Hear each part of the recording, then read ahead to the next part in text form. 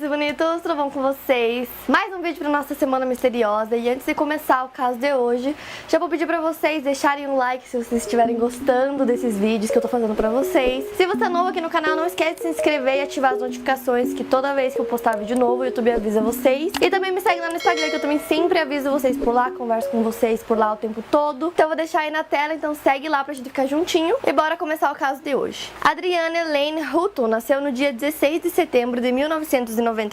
Ela morava na pequena cidade Astor, na Flórida, com a sua mãe Amanda Lewis e o meio-irmão AJ. Amanda criava seus dois filhos sozinha e a cidade que eles moravam era realmente muito minúscula, com uma população de 350 pessoas. Uma cidade do interior muito quieta, muito calma. Amanda conta que a Adriana era uma criança muito feliz, ela sempre estava sorrindo, sempre estava brincando. Ela disse que a Adriana parecia muito com ela, falava como ela, agia como ela, parecia uma sombra dela, de tão parecidas que elas eram. A Amanda conta também que a Adriana gostava muito de chamar a atenção, e na época que esse caso aconteceu, ela tinha 7 anos de idade e o AJ tinha 6 anos. Ele já era uma criança um pouquinho mais calma, mais quietinha, mais na dele. Ele brincava sozinho por horas e era uma criança muito feliz. A Amanda trabalhava como assistente de enfermagem em uma enfermaria da cidade que eles moravam, e no dia 8 de agosto de 2007, ela saiu do trabalho, foi pra casa e resolveu tirar uma soneca rápida enquanto os filhos dela assistiam um desenho na TV. Nesse dia, Amanda ia sair com as crianças para comprar o material escolar deles, mas era um dia muito quente, muito abafado, e as crianças queriam muito entrar na piscina, mas a Amanda falou que não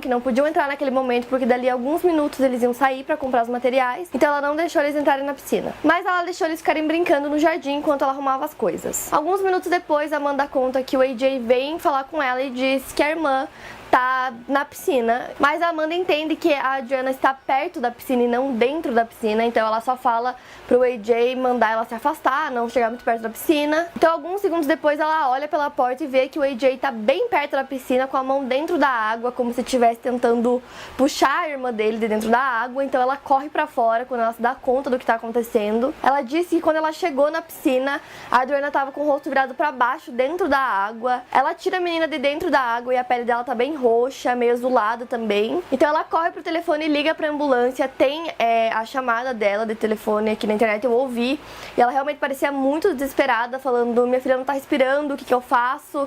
Por favor, corre pra minha casa. O primeiro a receber o chamado foi o chefe do departamento de bombeiros, então em poucos minutos ele já tava lá na casa da Amanda. Então chegando lá, a cena que ele vê é a mãe debruçada no chão, do lado do corpo da filha, que tá com a pele ainda bem quente, mas totalmente encharcada, meio arroxada. A mãe em pânico, chorando, desesperada. Ele tenta ressuscitar a menina por alguns minutos, mas aí ele prefere levá-la pro hospital, porque lá no hospital eles estão bem mais preparados, então eles correm pro hospital. Chegando lá, a equipe médica fica durante 1 hora tentando ressuscitar a Adriana. Eles conseguiram uma pulsação dela bem fraca, que não durou muito, então depois de 1 hora tentando, ela faleceu. Então qual foi a conclusão da polícia? Que a Adriana foi até a piscina, tinham alguns bichos na água, então ela podia estar tentando limpar a piscina ou brincando ali com a mão na água, acabou se debruçando e caindo dentro da água. Eles tinham uma escada para poder entrar e sair da piscina, mas essa escada não estava ali naquele momento, estava guardada dentro do galpão. Então ela cai dentro da piscina, batendo a cabeça dela no fundo, e aí ela começa a se afogar. Então a conclusão da polícia é que era um acidente. Então a princípio era isso, a polícia deu o caso como solucionado, até que o outro filho da Amanda, o AJ, contou outra história pro avô dele. Inclusive ele era a única testemunha, né, além da mãe e da irmã, ele era a única pessoa que estava lá no momento que tudo aconteceu. O avô imediatamente avisa a polícia sobre essa nova versão que o AJ contou pra ele, então eles chamam o avô e o menino pra irem até a delegacia, sentam com o AJ e começam a conversar com ele, a fazer algumas perguntas. Conversando com o AJ, ele conta uma história completamente diferente do que a mãe contou. Ele diz que primeiro a Adriana começou a mexer no limpa-vidros da mãe, espirrar ele pela casa, e aí a Amanda ficou muito brava, pegou a menina, jogou ela dentro da piscina. A Adriana tinha medo de água, então ela começou a gritar, e para abafar os gritos, o AJ contou que a mãe segurava o rosto da menina assim para baixo da água, para ela afundar e não conseguir gritar. E essa foi a versão que ele contou pra polícia, mas em alguns momentos, quando eles faziam a mesma pergunta, ele dava respostas diferentes. Primeiro eles perguntam se o AJ viu toda essa cena que ele descreveu, e ele diz que não, porque senão ele estaria encrencado. E aí a polícia faz a mesma pergunta pra ele, e ele diz que sim, que ele viu tudo, que ele tava na árvore junto com a lata de lixo, que era uma árvore próxima à entrada da casa, e que de lá ele conseguia ver tudo. A Amanda desde o princípio disse que a filha se afogou e que foi um acidente, desobediente, e isso foi o que ela falou desde o início até o fim. Então a polícia não sabia se acreditava na Amanda ou no filho dela. Sem saber em quem acreditar, a polícia começou a investigar como era a vida da Amanda antes. Então eles descobrem que quando a Adriana tinha 6 meses de idade, a Amanda teve um chamado da Guarda Nacional e teve que deixar a filha aos cuidados da sua família para ir servir. Também descobriu que a relação das duas sempre foi difícil, que a Adriana não gostava de fazer o dever de casa, muitas vezes era desobediente, ela também tinha déficit de atenção, enquanto o AJ era bem mais fácil de lidar. Ao investigar a casa, a polícia também começou a se assustar porque o quarto das crianças tinha um cheiro de urina tão forte que os policiais mal conseguiam entrar dentro do quarto. Além do cheiro, não tinha lençol nas camas. O quarto e a casa em geral estavam completamente bagunçados e, para surpresa dos policiais, não tinha nenhum brinquedo na casa. Para uma mãe que tem 2 filhos, não ter brinquedo nenhum em casa era um pouco esquisito. Então a polícia perguntou para Amanda sobre a questão dos brinquedos, porque era realmente muito estranho, e ela disse que eles tinham brinquedos sim, mas que eles não estavam obedecendo, e ela resolveu castigar os dois durante uma semana. Então ela tirou todos os brinquedos deles e guardou os brinquedos num galpão, e ela disse que depois de uma semana ela ia devolver esses brinquedos para eles, porque eles precisavam aprender e tal. Porém, quando a polícia foi, olhar esse galpão, que era onde estava a escada da piscina inclusive, não tinha brinquedo lá. A médica que tentou ressuscitar a Adriana durante 1 hora no hospital conta que quando ela disse pra Amanda que infelizmente a filha dela não aguentou, a mãe não esboçou reação nenhuma, não falou nada, ficou séria, sem expressão, sem falar, sem chorar, sem nada. Uma reação bem diferente da que ela teve quando ela ligou primeiro para a ambulância, e também a reação que o bombeiro viu quando chegou na casa dela. Outra coisa para a polícia começar a suspeitar. Então a mãe dela, familiares começaram a conversar com a polícia e disseram que esse apenas é o jeito da Amanda, que ela é assim, a personalidade dela é assim, mas que ela amava muito a filha dela e que ela nunca faria um mal para ela. Porém, essa mudança da Amanda de primeiro estar em choque, pavor, desesperada, ela chegou até a vomitar de nervoso e depois não esboçar reação nenhuma. Pra polícia era muito esquisito, então eles decidiram fazer um teste de polígrafo com ela. Ela passa no teste, mas mesmo assim a polícia decide continuar a investigação. Então eles chamam um especialista para conversar com o AJ. Então ele vê as imagens da primeira entrevista do AJ e diz que tinha muita coisa errada ali. Primeiro que os policiais eles não eram treinados para interrogar crianças, então ele diz que a forma como as perguntas foram feitas foi errada, que eles não fizeram as perguntas certas para a criança. Então essa especialista conversa com o AJ e aí ele conta exatamente a mesma história, do mesmo jeito. Ele só muda a parte onde ele disse primeiro que estava num lugar e depois estava em outro, no momento que a mãe afogou a irmã, segundo a história dele.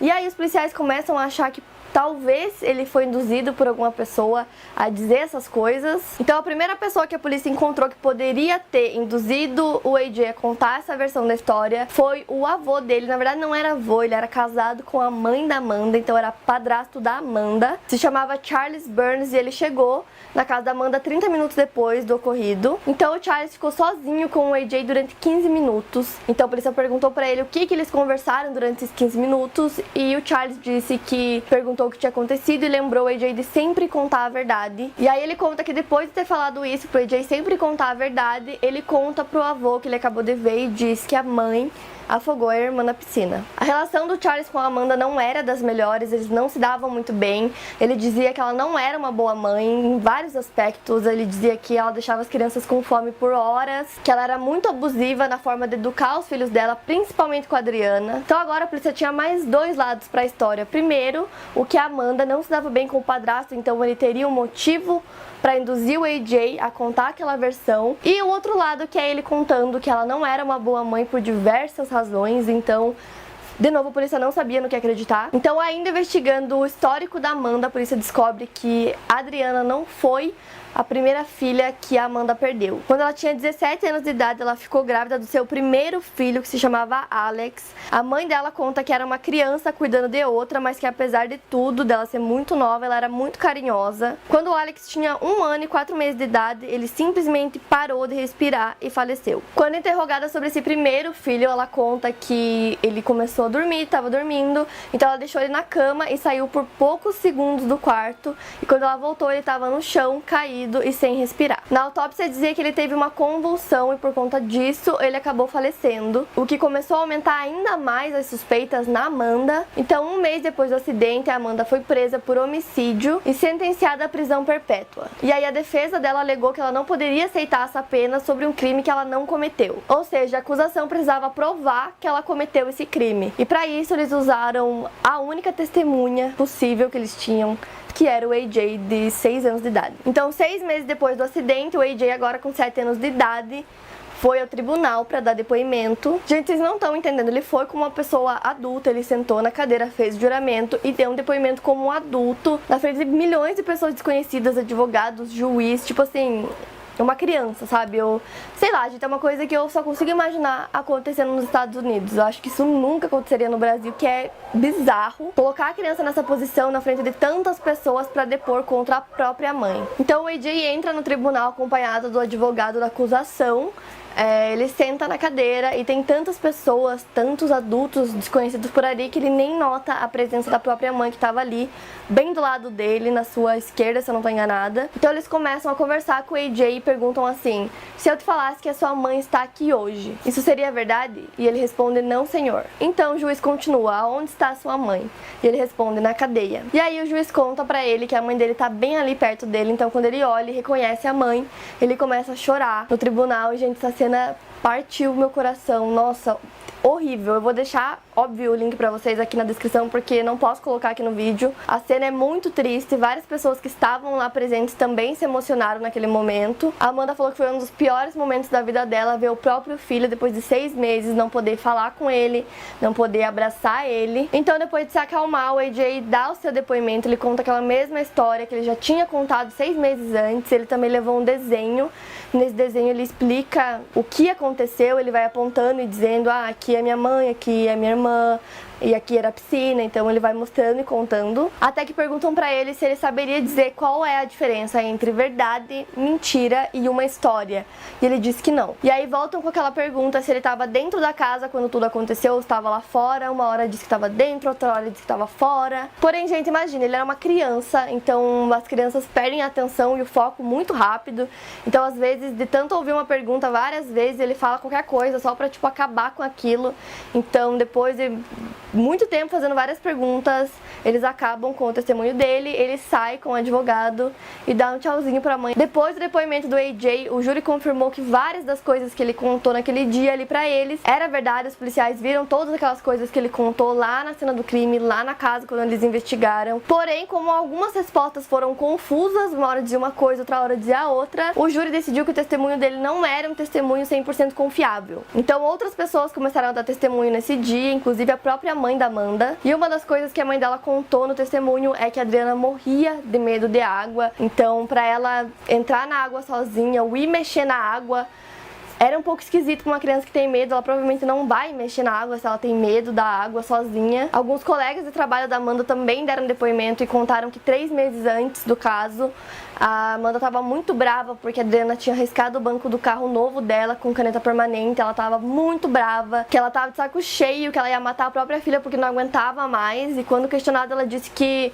foi um modo de dizer que ia matar a filha, que ela não estava falando uma coisa que ela realmente ia fazer, que era só uma coisa que ela disse na hora da raiva. Ela também deu seu depoimento naquele dia e contou a mesma história, que ela não tinha afogado a própria filha e que foi tudo um acidente. Porém, no fim de todos os testemunhos, a acusação tinha uma prova a mais contra a Amanda, que eram várias marcas roxas na testa da menina no momento que ela chegou no hospital. Na primeira vez que os policiais conversaram com o AJ, ele contou que a mãe tinha afogado a irmã. Ele demonstrou como ela tinha feito, ele colocou a mão na cara assim, dizendo que ela empurrava a cabeça da irmã dentro da água. Pareciam exatamente de dedos de uma pessoa adulta que empurrou a cabeça dela com muita força, que ficou a marca ali. Então, com os depoimentos dos colegas de trabalho, a falta de brinquedos na casa, toda a sujeira e a bagunça da casa, machucados na testa da Adriana, que eram exatamente como o AJ descreveu que a mãe afogou a irmã. Juntando tudo isso, 4 dias depois do julgamento, o júri deliberou durante 2 horas, incluindo o horário de almoço deles, e no fim eles decidiram que a Amanda era culpada pela morte da filha e ela foi sentenciada novamente à prisão perpétua. Em 2010, ela tentou entrar com uma ação para recorrer à decisão do júri, que foi negada. E ela também deu uma entrevista que tem aqui no YouTube, então vocês encontram bem fácil. E a entrevistadora pergunta para ela se ela sabe o que aconteceu com o filho dela, com o AJ. E aí ela diz que o sonho dela é poder sair da prisão e poder se juntar novamente ao seu filho. E aí a entrevistadora pergunta: o AJ foi adotado? E ela diz: não que eu saiba. E aí ela rebate: sim, ele foi adotado. Então ela fica em silêncio por alguns segundos e depois ela diz que não sabia disso. E aí ela fala que o sonho dela era realmente conseguir sair e recuperar a guarda do filho, e agora, sabendo que ele foi adotado, ela não tinha mais motivo nenhum pra continuar lutando. Hoje a Amanda ainda tá viva e continua cumprindo sua pena. O AJ se ajustou super bem à família que adotou ele. Hoje ele é uma criança muito feliz, que vai super bem na escola e tá ótimo lá com a sua nova família. O link do depoimento do AJ eu vou deixar aqui na descrição. Então, se você gostou desse vídeo, não esquece de deixar o like pra mim aqui embaixo. Se você ainda não tá inscrito no canal, se inscreve, ativa as notificações, que a gente tem vídeo todo dia essa semana. Também vou deixar meu Instagram aí na tela pra vocês irem me seguir por lá, tá bom? E é isso, gente, eu vejo vocês amanhã.